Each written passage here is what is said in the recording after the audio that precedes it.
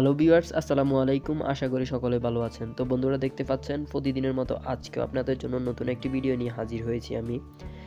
তো আজকের এই ভিডিওতে আমি আপনাদেরকে দেখাবো প্লাম্বিংয়ের ফিফিয়ার কাজ কিভাবে করা হয়। ফিফিয়ার বলতে বোঝায় যেটা মেশিন দিয়ে পাইপকে গরম করে জোড়া লাগানো হয়। তো দেখতে থাকুন ফিফিয়ার কাজ কিভাবে করা হয়। আশা করি যারা বাংলাদেশে বা সৌদি আরবে প্লাম্বিংয়ের কাজ করেন তাদের জন্য ভিডিওটি অনেক হেল্পফুল হবে।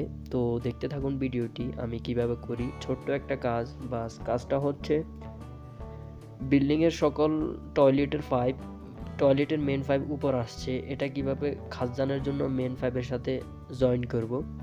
তো দেখতে থাকুন ফিফিয়ার কাজটা আমি কিভাবে করি।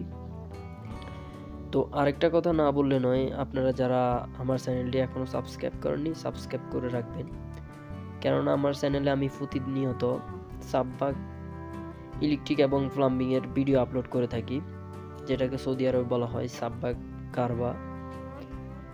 তো আপনারা যারা সৌদি আরবে আসছেন নতুন, সাববাগ কারবায় কাজ করেন অথবা বাংলাদেশে প্লাম্বিং ইলেকট্রিকের কাজ করেন, তাদের জন্য ভিডিওগুলো অনেক হেল্পফুল হবে। যারা কাজ শিখতে চান অবশ্যই চ্যানেলটিকে সাবস্ক্রাইব করে রাখবেন।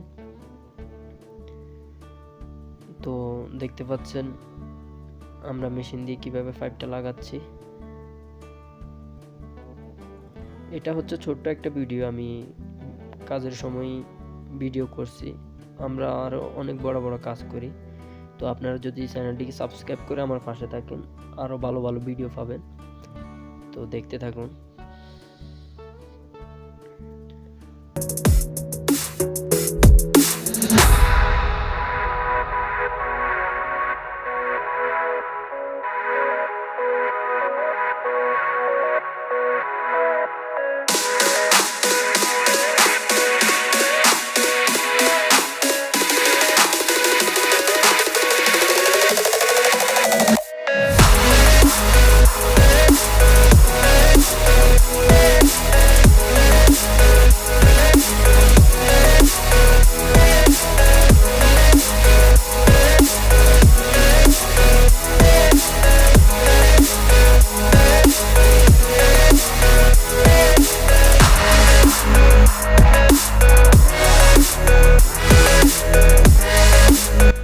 তো বন্ধুরা, দেখতে পাচ্ছেন আমাদের কাজটি অলরেডি শেষ। আমরা সকল পাইপকে সবগুলো একসাথে করলাম।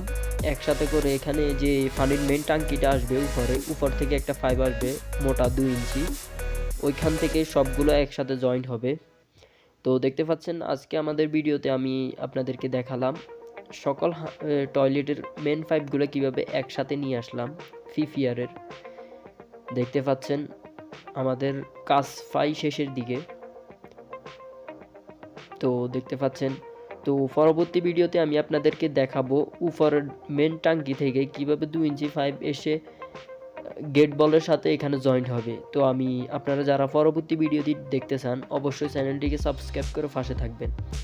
তো আজকে আমাদের ভিডিও এখানেই শেষ। ভালো থাকবেন, সুস্থ থাকবেন, সবাইকে অসংখ্য ধন্যবাদ সাথে থাকার জন্য।